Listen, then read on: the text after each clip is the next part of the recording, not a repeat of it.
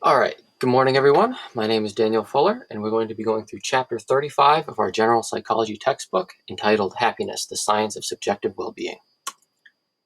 So today, our learning objectives are going to be describing major forms of happiness and a cause for each of them, being able to list internal as well as external causes of subjective well-being, describing the types of societies that experience the most and least happiness and why they do, describing the typical course of adaptation to events and how that affects someone's subjective well-being, describing several of the beneficial outcomes of being a happy person, and describing how happiness is typically measured.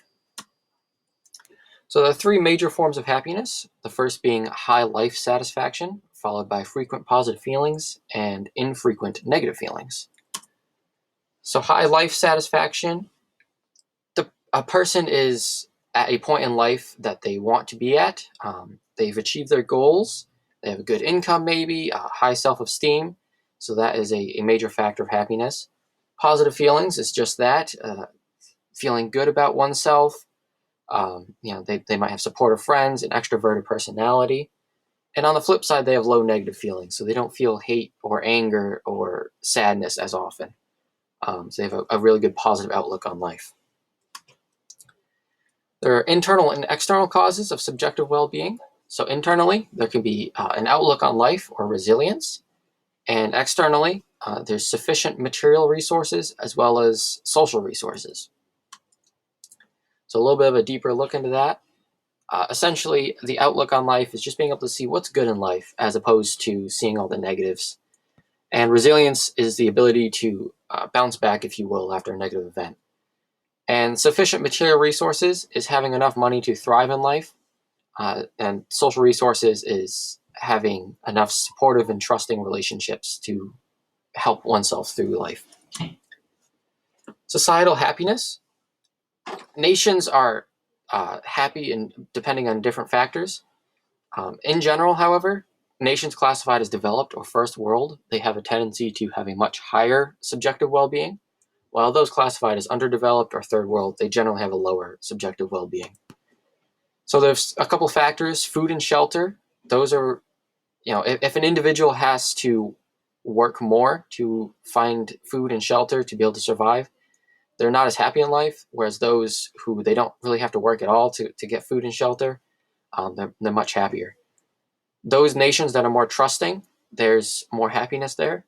And nations that are in conflict or border other nations that are in conflict, there's sort of along the same lines as trust. There's not as much happiness, a fear for one's safety.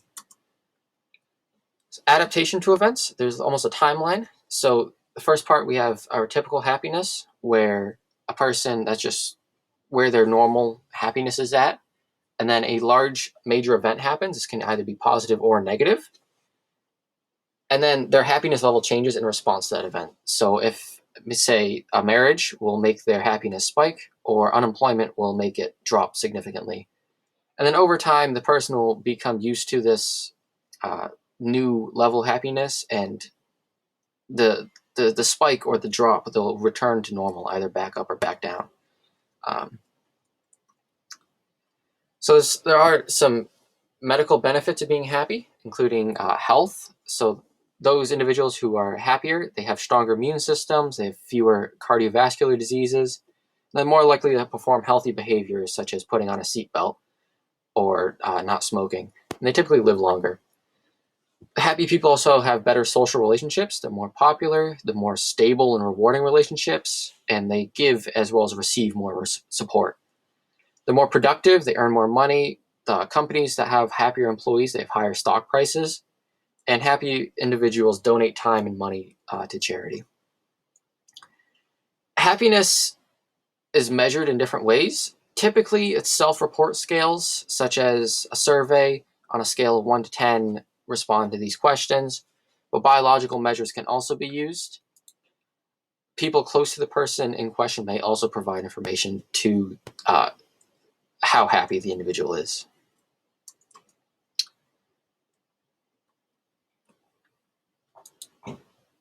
So all the information came from our psychology textbook. Thank you so much, and have a good rest of your day.